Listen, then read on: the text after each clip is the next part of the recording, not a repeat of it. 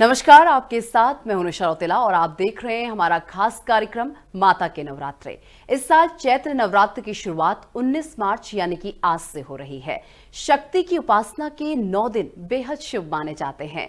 आज नवरात्रि का ये पहला दिन समर्पित है नवदुर्गा के प्रथम स्वरूप मां शैलपुत्री को। शैल का अर्थ है पर्वत और पुत्री यानी कि बेटी, अर्थात मां शैलपुत्री पर्वतराज हिमालय की पुत्री है। मां शैलपुत्री को शक्ति, साहस और स्थिरता का प्रतीक माना जाता है। इनके दाहिने हाथ में त्रिशूल और बाएं हाथ में कमल सुशोभित होता है। इनकी सवारी वृषभ यानी कि बैल है। ये स्वरूप हमें जीवन में धैर्य और दृढ़ता बनाए रखने की प्रेरणा देता है। धार्मिक मान्यताओं के अनुसार मां शैलपुत्री ही माता सती का पुनर्जन्म है। अपने पूर्व जन्म में उन्होंने अपने पिता दक्ष के यज्ञ में अपमान सहन न कर स्वयं को अग्नि में समर्पित कर दिया था और बाद में उन्होंने हिमालय राज के घर जन्म लेकर मां पार्वती के रूप में भगवान शिव को पुनः प्राप्त किया। और नवरात्रि के पहले दिन मां शैलपुत्री की पूजा करने से जीवन में स्थिरता आती है और सभी प्रकार की नकारात्मक शक्तियां दूर हो जाती है।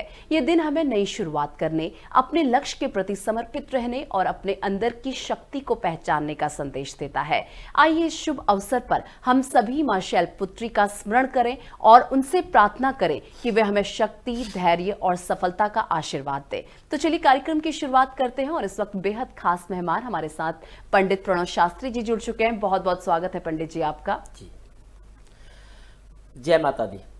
पंडित जी, मेरा पहला सवाल आपसे है। नवरात्रि का पहला दिन है जो कि मां शैलपुत्री को समर्पित होता है, तो मां शैलपुत्री की अगर बात कर ली जाए, क्या महत्व है इस दिन का और मां शैलपुत्री से जुड़ी जो पौराणिक कथा है वो क्या है? बिल्कुल, पहले तो सभी को चैत्र नवरात्रि की हार्दिक शुभकामनाएं। चैत्र नवरात्रे मनाए जाते हैं हमारे घर में खुशियाँ और उमंग के लिए मनाए जाते हैं, क्योंकि चैत्र नवरात्रों की विशेषता है हमारे घर में सुख, समृद्धि और वृद्धि, धन वृद्धि, मान सम्मान, उन्नति के लिए मनाए जाते हैं। सबसे पहले आज बात करते हैं माँ शैलपुत्री का। 19 मार्च 2026 को माँ शैलपुत्री का पहला नवरात्रा है। इस नवरात्रे पर पूजा पाठ करना अति उत्तम माना गया है। इन नवरात्रि की जो हम बात कर रहे थे कि माँ शैलपुत्री का अस्तित्व कैसे हुआ, माँ शैलपुत्री का अस्तित्व, माँ शैलपुत्री स्वयं माँ पार्वती है। स्वयं पार्वती है। पार्वती का ऐसा स्वरूप है कि जब प्रजापति राजा जो थे दक्ष, उनके यहाँ एक यज्ञ हो रहा था, उस यज्ञ में भगवान शंकर को आमंत्रित नहीं किया गया था, तो उसमें गुस्से में आकर के माँ पार्वती भगवान राजा दक्ष के यहाँ पर गए और जाने के बाद उनके हवन कुंड में कूद गए। कूदने के बाद वहाँ जल करके खाक हो गई। तो ऐसे में फिर माँ पार्वती का दूसरा रूप यानी दूसरा जन्म होता है हिमालय राज पर्वत के यहाँ पुत्री के रूप में। वहाँ जन्म होने के बाद, क्योंकि उन्होंने बहुत वर्षों तक तपस्या की थी एक पुत्री प्राप्त करने की, तो हिमालय राज के यहाँ एक पुत्री का जन्म होता है। उनका नाम माँ शैलपुत्री रखा जाता है। तो माँ शैलपुत्री तभी से पड़ी है और माँ शैलपुत्री का मतलब होता है त्याग का काम, त्याग किया। हाँ। यानी कि त्याग किया उन्होंने अपने शरीर का, देह का, अपने पति का अपमान का बदला लेने के लिए अपने शरीर को ही निछावर कर दिया था। तो ऐसे में माँ शैलपुत्री का जो अस्तित्व बनता है वो बनता है त्याग का, यानी त्याग किया था उन्होंने। हाँ। तो त्याग की वजह से फिर दूसरे रूप में उन्होंने फिर भगवान शंकर को फिर प्राप्त किया था। ऐसे में ये कहा जाता है कि जिन कन्याओं के विवाह नहीं हो रही है, जिन कन्याओं के लिए कोई परेशानी आ रही विवाह में, तो ये व्रत रखने से उनको बहुत लाभ प्राप्त होने वाला है। क्योंकि कहते हैं कि ये पति के रूप में प्राप्त करने के लिए दूसरी बार माँ का जन्म हुआ और ऐसे शैलपुत्री का रूप बनाएगा। तो शैलपुत्री एक ऐसी, शैलपुत्री का मतलब होता है शैल मीन्स चलना, यानी उत्पत्ति होना किसी चीज की, तो इसलिए शैलपुत्री नाम रखा गया। और ये बहुत ही सहज स्वभाव और करुणादायक माता का रूप है। बिल्कुल ठीक है पंडित जी, मेरा अगला सवाल आपसे है, क्योंकि चैत्र नवरात्र चल रहे हैं और ऐसे में इस बार जो माँ है वो किस पर बैठकर आ रही है, किस पर विराजमान है इस बार माँ? बिल्कुल, बहुत अच्छा क्वेश्चन है बेटा। माता का जो स्वरूप है इस बार पालकी में बैठकर आ रही है। और पालकी में आप सब जानते हैं कि पालकी में किसको बिठाया जाता है? पालकी में बिठाया जाता है कि जो घर की लक्ष्मी आती है, यानी दुल्हन को हम पालकी में बिठाया जाता है। और माँ लक्ष्मी का जो रूप होता है वो पालकी में बैठकर आना बेहद लाभदायक, बेहद अच्छा रहेगा। धन के वजह से भी, वृद्धि के वजह से भी और सरस्वती की वजह से भी, क्योंकि माँ लक्ष्मी का जो रूप है ये विद्या और ज्ञान को भी प्रसारित करता है। ऐसे में पालकी में सवार होकर इस बार माँ आ रही है, लोगों के लिए बहुत लाभदायक रहेगी। कुछ राशियों के लिए तो इतनी लाभदायक रहने वाली है, ये अत्यंत लाभदायक रहने वाली है माँ। पंडित जी, आप राशियों का जिक्र कर रहे थे, जरा बता दीजिए कि वो कौन कौन सी राशियां हैं जिनके लिए माँ बेहद लाभदायक रहने वाली हैं। बिल्कुल, देखिए सबसे पहले मैं आपको बताता हूं कि वृषभ राशि के लिए बेहद लाभदायक है, और उसके बाद फिर दूसरा मिथुन राशि, कन्या राशि और कुंभ राशि, इन राशियों के लिए तो बेहद लाभदायक है। बाकी सभी राशियों के लिए लाभदायक है, ऐसा नहीं किसी राशि के लिए खराब है, सबके लिए बहुत अच्छा है। लेकिन इन 4 राशियों के तो जो इतने सालों से काम रुके पड़े थे, कई सालों से मेहनत कर रहे थे, संघर्ष कर रहे थे, कोई काम नहीं बन रहे थे, इनके सभी कार्य सफल होंगे, सभी कार्य बनेंगे, उन्नति मिलेगी। इन राशि वालों के तो इतने दिनों से पेंडिंग काम थे, कन्या राशि वालों को देख लीजिए, मिथुन राशि वालों को, वृषभ राशि वालों को और कुंभ राशि वालों को, कोई ना कोई परेशानी में ये रहते ही थे बेचारे। तो अब इनका जो समय है बहुत ही अच्छा आया हुआ, और माता का संपूर्ण आशीर्वाद इनको प्राप्त होगा। बिल्कुल, इसी के साथ देखिए पंडित जी, आज पहला दिन है, लोग पूजा पाठ कर रहे हैं, मंदिरों में भीड़ लगी हुई है। तो कलश स्थापना की अगर बात कर लें तो पंडित जी, कलश स्थापना का क्या शुभ मुहूर्त है, क्योंकि जो दर्शक इस वक्त हमें देख रहे हैं, ताकि वो सही शुभ मुहूर्त पर जो है अपनी कलश स्थापना कर सकें, शुभ मुहूर्त बताइए, और कैसे कलश स्थापना की जाती है ये भी जरूर बताइए। सबसे पहले तो मैं आपको यही बताऊंगा कि शुभ मुहूर्त है क्या। हाँ। शुभ मुहूर्त में की गई पूजा पाठ उत्तम फल देती है। देखिए, पूजा पाठ तो आप किसी भी समय कर सकते हैं, लेकिन एक अच्छा मुहूर्त जो होता है उसमें पूजा पाठ करने का एक अलग ही महत्व होता है। अब जैसे मान लीजिए 19 मार्च को पहला मतलब नवरात्रा है, पहले नवरात्रे में सुबह 6:52 से और 7:43 का शुभ मुहूर्त है। उसके बाद दूसरा मुहूर्त है इसमें 8:05 से 10:10 तक। लेकिन कोई इसमें भी नहीं कर पाता तो तीसरा मुहूर्त भी है एक, वह अभिजीत नक्षत्र मुहूर्त है, वो अनसुख साया कहते हैं। उसमें कोई भी पूजा पाठ करेंगे तो शुभ ही शुभ प्राप्त होता है। वह दोपहर को 12:05 से 12:53 तक चलेगी। यानी इन तीनों शुभ मुहूर्त में आप किसी भी समय पूजा कर सकते हैं। पूजा पाठ करने की बात करते हैं, पूजा पाठ देखिए, सबसे पहली बात, पहला नवरात्रा है, पहले नवरात्रे में पूजा पाठ के लिए एक लाल रंग का कपड़ा जरूर लेना है आपको, और आसन जिसे कहते हैं, हाँ। एक चौकी लगा करके बिछाना है, आसन बनाना है, आसन बना करके फिर वहां अक्षत और पुष्प डालने हैं, गंगा जल छिड़क करके, और फिर उसके बाद माता रानी को विराजमान करना। माता रानी के साथ साथ आपको एक कलश भी विराज करना है, और एक साथ में बजरंग बली जी की भी विराजमान करना है। तो तीनों को एक साथ विराजमान करना है, और फूल का ध्यान रहे, गेंदे का फूल का प्रयोग ज्यादा करेंगे तो लाभ प्राप्त होगा। और एक चीज का और विशेष ध्यान रखिए, जल जो भरेंगे आप, हाँ। उस जल में जो कलश होगा, हाँ। कलश के अंदर जल भरेंगे तो उसमें थोड़े से चावल और चीनी के दाने जरूर डाल देना आप, और आम के पत्ते मिल जाए तो बहुत बेहतर है, नहीं तो अशोक के पत्ते, नहीं तो आम के पत्ते कलश के ऊपर जरूर रखें आप। आपकी इच्छा है कितने भी रख सकते हैं, वह रखकर फिर नारियल पर कपड़ा बांध करके लाल रंग का फिर वहां विराजमान करना है एक नारियल, और फिर अक्षत, फूल, रोली, मोली, कलावा इत्यादि से आप जैसी सामर्थ्य है उसके अनुसार आप पूजा पाठ कर सकते हैं। देखिए, पूजा पाठ की जाती है मन से। अगर आपके पास तन है और मन है, इन सब से पूजा करें, धन की आवश्यकता नहीं है। हाँ। धन तो खुद ही दे देगी माता रानी आपको। कहते हैं मन चंगा तो कटौती में गंगा, जब आपका मन ही साफ है तो पूजा पाठ आप करेंगे तो सब कुछ लगेगा। कहते हैं माँ जो होती है, माँ तो भाव की भूखी होती है, भाव आप देंगे उनको, भाव से पूजा पाठ करेंगे, हकीकत में लगेगी। एक अरबपति पूजा कर रहा है, एक रोड पे चलने वाला पूजा कर रहा है, एक भिखारी कर रहा है पूजा, तो पूजा तो माँ सबकी स्वीकार करती है। बस भाव आपके अच्छे होने चाहिए, अगर भाव अच्छे हैं तो सारे कार्य आपके सफल होंगे। बिल्कुल पंडित जी, इसी के साथ मैं ये भी जानना चाहती हूँ कि इस दिन, क्योंकि आज हम पहले दिन की पूजा कर रहे हैं, तो इस दिन कौन से मंत्र का हमें जाप करना चाहिए जो बेहद अच्छा माना जाता है, जिससे हमारे सारे दुख दर्द दूर हो सके? कौन से मंत्र का हम आज जाप कर सकते हैं? बिल्कुल, देखिए, देवी के तो मंत्र बहुत होते हैं, लेकिन मैं आपको आज का एक मंत्र बताता हूं। ओम देवी शैलपुत्र्याय नमः। हाँ। ओम देवी शैलपुत्र्याय नमः का मंत्र का जाप करेंगे तो माँ देवी प्रसन्न होगी और आपको मन इच्छक आशीर्वाद प्राप्त करेगी। कहते हैं, देखिए, जो चीज खाने में पसंद हो वही खिलानी चाहिए, जो चीज आपको मंत्रों से उच्चारण करना है तो वही करना चाहिए, कंठस्थ जो हो आप वही करें। वैसे मैं आपको एक मंत्र बता देता हूं जो सर्व मंत्र होता है, ओम ऐम ह्रीं क्लीं चामुंडाय विच्च नमः। इस मंत्र का आप किसी भी समय जाप कर सकते हैं, इस मंत्र को आप हमेशा जप कर सकते हैं। ये 9 की 9 देवियों के लिए मान्य माना गया है। ओम ऐम ह्रीं क्लीं चामुंडाय विच्च नमः, इस मंत्र का जाप करना अति शुभ माना गया है। लेकिन मां शैलपुत्री के लिए ओम देवी शैलपुत्री नमः का मंत्र का जाप करना बहुत ही उत्तम रहेगा। आप सामर्थ्य के अनुसार करें, आपकी बैठ करके सामर्थ्य है 1 माला करने की, 2 माला, 4 माला, 5 माला, वो आपके ऊपर है। ऐसा जबरदस्ती नहीं कि आपको जी 11 माला ही करनी है, बैठा जा नहीं रहा, कोई बीमार है, बुजुर्ग है, बड़ा है तो बैठ नहीं रहा, तो लेटे लेटे भी माला कर सकता है। खेलते कूदते बच्चे छोटे छोटे हैं, व्रत रखते हैं, आप देखा होगा आज बहुत सारे बच्चों ने व्रत रखा होगा, छोटे छोटे, क्योंकि उन्हें उम्हा होता है हम भी व्रत रखेंगे, लेकिन वो कुछ भी खा लेते हैं, क्योंकि बच्चे और बुजुर्ग के लिए माता रानी सब माफ करती है। बिल्कुल। इसी के साथ अब मैं ये भी जानना चाहूंगी कि आज के दिन, क्योंकि शैलपुत्री की आज हम पूजा कर रहे हैं, पहला दिन है, कौन सा विशेष भोग उन्हें लगाना अति उत्तम माना जाता है? कौन सा प्रसाद आज हम उन्हें चढ़ा सकते हैं? बिल्कुल, मां शैलपुत्री को हलवे का भोग सबसे प्रिय माना गया है। वैसे खीर से बनी कोई भी मिठाई चढ़ा सकते हैं, खीर से बनी दूध से बनी कोई भी खीर भी चढ़ा सकते हैं, दूध से बनी मिठाई भी चढ़ा सकते हैं, आप सामर्थ्य के अनुसार कुछ भी चढ़ा सकते हैं, लेकिन हलवे का भोग सबसे प्रिय मां को पसंद है। इसी के साथ मां शैलपुत्री हमें जीवन में क्या सीख देती है पंडित जी? मां शैलपुत्री हमें जीवन में ये देती है कि त्याग करना सीखिए।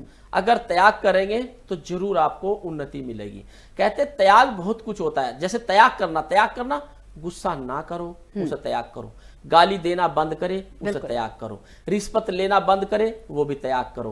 किसी की हराम की पैसा ना मारे, वो भी त्याग करो। किसी का पैसा ले लिया उधार तो वो जरूर दे, उसे भी त्याग करो। आप जितना त्याग कर सकते हैं शरीर से, मन से, तन से, इतना अच्छा रहेगा। मां शैलपुत्री त्याग का संदेश देती है कि त्याग जरूर करना चाहिए जीवन में।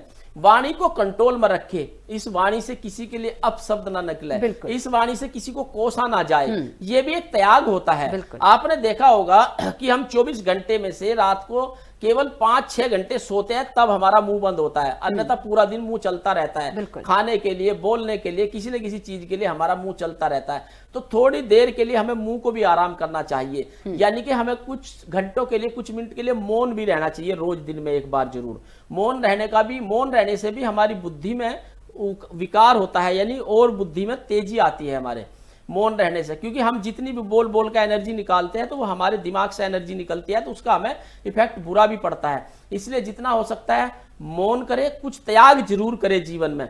देखिए हर इंसान में कोई ना कोई कमी होती है, उस कमी का त्याग करे तो ज्यादा अच्छा। आज मां शैलपुत्री यही संदेश दे रही है कि त्याग करे और नया जीवन उत्पन्न होगा। आपने देखा होगा कि जो बाज होता है, आपने देखा बाज या चील बड़े जो होते हैं, वे 30 साल के बाद उनके पंख और चोंच काम करना बंद कर देते हैं। वो तोड़ तोड़ के पुरानी चोंच और पंजों को फिर नए उग जाते हैं उनके 30 से 40 दिन में, फिर पुनः वो करने लग जाते हैं अपने सेम खाना पीना सब कुछ करने लग जाते हैं, क्योंकि एक्टिविटी बन जाती है उनकी। तो त्याग किया उन्होंने, कुछ त्याग करने के बाद, इसीलिए माता रानी कहती है आप भी त्याग करो, झूठ, फरेब, चोरी, चकारी, अयासी, इन सब का त्याग करो तो आपको लाभ मिलेगा। बिल्कुल। इसी के साथ पंडित जी देखिए, माँ को कौन सा रंग सबसे बेहद प्रिय होता है, और हो सके तो अगर हम व्रत रख रहे हैं तो हमें कौन से रंग के कपड़े आज पहनने चाहिए जिससे माँ खुश हो, क्योंकि व्रत तो हम रख ही रहे हैं, और साथ ही साथ अगर हो सके तो अगर उन्हें खुश अगर हमें करना है तो हम कौन से रंग के वस्त्र आज पहने? वस्त्र की बात है बेटा, वस्त्र तो देखिए इनका माता रानी का लाल वस्त्र अच्छा होता है, इनको लाल वस्त्र ज्यादा पसंद है। जैसे अभी आपने पहना हुआ ये कलर बहुत सुंदर है, ये कलर भी माता रानी को बहुत प्रिय है। लाल रंग का पुष्प चढ़ाइए आप, गेंदे में लाल रंग भी आता है, केसरी रंग भी आता है, वह भी चढ़ाइए आप। और गुलाब का फूल, गुड़हल का फूल आप चढ़ा सकते हैं लाल रंग का, यह भी चढ़ाने से आपको बहुत लाभ मिलेगा। और माता रानी को देखिए, सबसे पहले तो मैं यही कहूंगा, जो आपके घर में माँ है, बुजुर्ग है, सबसे पहले आप उनकी सेवा करें, उसके बाद माता रानी की पूजा करें तो आपको 2 गुना फल प्राप्त होगा। कहते हैं घर में माँ बाप बूढ़े भूखे बैठे हैं और माँ को हलवा पूरी का भोग लगा रहे तो वो भोग स्वीकार नहीं है आपका, ध्यान रखना आप। सबसे पहले मैं हाथ जोड़ के विनती करूंगा सभी बहनों से, माताओं से, कि घर में अगर आपके सास ससुर है, पहले आप उनकी सेवा करें, उनको भोग लगाए, उनसे बात करें, 2 मिनट बैठकर उनसे बात करें तो फिर माँ का जो भी आप प्रसाद चढ़ाएंगे, माँ को जो भी भोग लगाएंगे, संपूर्ण भोग आपका प्राप्त होगा। और माँ मान लीजिए घर में बीमार पड़ी है, दवाई नहीं दे रहे, आप परेशान कर रहे हो और बाद में आप पूजा पाठ में लगे हो तो कोई फायदा नहीं है। कहते हैं सबसे बड़ी माँ जो होती है जननी माँ होती है। जैसे माँ शैलपुत्री ये जगत जननी है, लेकिन खुद की जननी जो होती है, खुद की जननी खुद की माँ होती है। यानी कि माँ का आशीर्वाद लेना अति उत्तम कार्य रहेगा। माँ को सेवा करें, माँ का आशीर्वाद प्राप्त करें जितना हो सकता है। जितने भी देखिए, मान लीजिए कोई घर में बड़े बुजुर्ग है, वो क्या इंतजार करते हैं, बेटा मेरा बेटा शाम को आएगा, मेरे से 2 मिनट बात करेगा, सिर्फ 2 मिनट बात के लिए इंतजार करते हैं पूरा दिन आपका। तो 2 मिनट उनसे बात करें, क्योंकि उनका मन बच्चों जैसा हो जाता है, इसलिए उनसे बात करोगे तो लाभ बहुत मिलेगा आपको। बिल्कुल पंडित जी, देखिए अब व्रत सभी लोग रखते हैं, लेकिन आपने देखा होगा आजकल एक ट्रेंड सा बन गया है लोगों के बीच, व्रत रखते हैं लेकिन दिन भर कुछ ना कुछ वो खाते रहते हैं। अब बहुत सारी चीजें भी चल गई हैं, आप व्रत के चिप्स खाते हैं, बहुत सारी मखाने वगैरह ये सारी चीजें खाते हैं। क्या ये व्रत करने का सही तरीका है? और इसी के साथ अगर जब रात होती है तो फलहार लोग करते हैं, तो उसमें क्या चीज खाना सबसे बेहद अच्छा माना जाता है जिससे आपका व्रत भी ज्यादा इफेक्ट ना हो उससे? बिल्कुल बेटा, बहुत अच्छी बात आपने पूछी है। आज जो व्रत रखे जाते हैं केवल दिखावे के व्रत हो चुके हैं। 80% लोग दिखावा करते हैं व्रत में, केवल 20% लोग ही सच में व्रत रखते हैं। अब सुबह व्रत होता है, सुबह उठते ही चाय पी ली, बिल्कुल पूजा करते ही फिर चिप्स खा लिए, फिर केले खा लिए, सेब खा लिए, यानी सुबह से शाम तक चरते रहते हैं। मैं बहुत कड़वा बोलता हूँ, चरते रहते हैं वे। अब वो चरते में क्या व्रत होगा? फिर व्रत का मतलब होता है आपको पूरा दिन अल जल त्यागना होगा। जल आप दोपहर को पी सकते हो, नहीं तो सब कुछ त्यागना होगा। और अपने हिस्से का भोजन जो आप करते हैं, रोज डेली का नियम है दोपहर का, तो वो भोजन किसी को दान करेंगे तो ही आपका संपूर्ण व्रत माना जाएगा। मान लीजिए हमने अपने हिस्से का भोजन भी किसी को दान नहीं करा और पूरा दिन हम खाए जा रहे, ये कोई व्रत नहीं है। इस व्रत को मैं व्यर्थ मानता हूं। इससे अच्छा व्रत ना रखो। कहते हैं मन आप बिना व्रत के भी, जो लोग व्रत नहीं रख पाते लेकिन वो पूजा पाठ बहुत अच्छी कर पाते हैं, तो इसलिए व्रत रखो लेकिन अच्छे से उसको संपूर्ण तरीके से रखे। सुबह उठ के कुछ नहीं खाना, ये ध्यान रखना। दोपहर को आप पानी पी सकते हैं, शाम तक कुछ नहीं खाना। शाम को आप समा के चावल का वो बना के खा सकते हैं, खीर, या उनकी कोई सब्जी बना खा सकते हैं, या कोई लौकी वोकी खा सकते हैं आप, कुछ भी कुट्टू के चीज से बनी हुई कुछ चीज। वो शाम को व्रत खोलते समय पहले माँ को भोग लगाना और उसके बाद फिर आप व्रत खोल सकते हैं, तो ही तो आपका व्रत लगेगा, अन्यथा कोई फायदा नहीं इस व्रत का। ऐसे व्रत रखने से तो बेकार है फिर। बिल्कुल पंडित जी, इसी के साथ देखिए जो अनाज बोया जाता है, अलग अलग अनाज की चीज़ें जो बोई जाती हैं, मैंने बहुत बार देखा है कि बहुत ऐसी महिलाएं भी होती हैं जो लेट जाती हैं और अपने ही ऊपर जो है वो अनाज जो बोए रहते हैं वो होता है। उसका क्या महत्व होता है, जरा वो भी समझाइए कि इसे क्यों बोया जाता है, और जो महिलाएं बिल्कुल लेट कर वो सारी चीज़ें करती हैं वो उस चीज़ का क्या महत्व होता है? देखिए उसमें भी बेटा मैं ये कहूंगा कि 50% तो दिखावा आज सोशल मीडिया का रील का है, और 50% महिलाएं ऐसे व्रत रखती है, पुरुष भी ऐसे व्रत रखते हैं, तो वो कोई मान्यता मांगते हैं कि भाई जिनके संतान नहीं हो रही है, माता रानी मेरे संतान हो जाए, हाँ। मैं हाथों पे जौ उगाऊंगी आपके लिए, हाँ। किसी का भाई मेरा ये कार्य नहीं बन रहा, ये बन जाए, मैं सर के ऊपर रख करके वो जौ उगाऊंगी। तो ये क्या होता है, ये मान्यता होती है। जैसे कहते हैं ना, जैसा हम बाकी बिहारी में जा रहे हैं, हाँ। पर कम्मा लेट लेट कर देखा होगा आपने, कुछ लोग लगाते हैं, तो वो मन्नतों की होती है कि मन्नत मांगी हुई होती है उनकर, जब मन्नतें पूरी होती है तो फिर ये करते हैं। लेकिन आज मैं ये जरूर कहूंगा 50% लोग सोशल मीडिया की वजह से करते हैं, केवल दिखावे के लिए करते हैं। कि आप एक बात देखिए, 9 दिन आपने अपने दोनों हाथों पर मतलब जवे उगाए हैं, खेतरी उगाई है, आप सुसुपोटी किससे कराएंगे? आप बिल्कुल, कौन करेगा आपकी सुसुपोटी? बिल्कुल, ऐसा तो नहीं है कि 9 दिन तक आप सुसुपोटी नहीं जाएंगे, कौन करेगा? तो क्या व्रत हुआ ये? या तो उन्हें उतारते होंगे आप हाथ से, सिर्फ दिखावे के लिए सामने रख लेते होंगे। और दूसरी बात, आपने एक चीज देखी होगी, अगर कोई आदमी बीमार है, लगातार एक सीध में 48 घंटे पड़ा रहे तो उसको बेड सोल हो जाते हैं, हाँ। जबकि वहां तो डॉक्टर इतनी टीम होती है, उसके बाद भी उसको कीड़े पड़ जाते हैं बेड सोल होकर के। आप 9 दिन तक ऐसे पड़े रहोगे सीधे, तो आपके बेड सोल नहीं होने के, क्यों नहीं होंगे, होंगे। लेकिन क्या है कि कुछ लोग थोड़ा सा दिखावा करते हैं। कोई भी 9 दिन तक लगातार एक जगह लेटा हुआ नहीं रह सकता, मैं ये गारंटी दे सकता हूं, कोई नहीं रह सकता। एक करवट आप 24 घंटे लेट कर दिखा दो, कोई सीधा बिल्कुल एकदम, तो मैं मान जाऊंगा उसको। नहीं लेट सकते, टेढ़ा मेढ़ा आपको होना पड़ेगा। रात को सोते समय कितने करवट बदलते हैं हम, 6 घंटे में भी। तो ये सब देखिए, मैं ये कहूंगा माता रानी के नवरात्रे है, बहुत अच्छे से रखे। मैं सबको यही कहना चाहता हूं, अच्छे से रखे, लेकिन उस भाव से रखे जिसमें आपको लगे हाँ सही कार्य आप कर सकते हैं, तो वे करेंगे तो ज्यादा अच्छा रहेगा मेरे हिसाब से। तो ठीक है, चलिए बहुत शुक्रिया पंडित जी हमारे साथ जुड़ने के लिए। आप हमारे साथ जुड़े और पंडित जी ने बताया कि मां शैलपुत्री को प्रसन्न करने के लिए हमें क्या कुछ करना चाहिए। उन्होंने बताया कि माता को कौन सा भोग सबसे प्रिय है, कौन से रंग के वस्त्र उस दिन आपको पहनने चाहिए, या फिर माता को कौन से रंग के वस्त्र उस दिन आपको अर्पित करने चाहिए, कौन सा पुष्प उनका सबसे प्रिय है, और इसी के साथ तमाम चीजें पंडित जी द्वारा जो है बताई गई है। बहुत शुक्रिया पंडित जी उसके लिए, आपका हमारे साथ जुड़ने के लिए। और इसी के साथ मेरे साथ इस खास कार्यक्रम मां के नवरात्रे में बस इतना ही। देश दुनिया की तमाम बड़ी खबरों के लिए देखते रहिए FM न्यूज।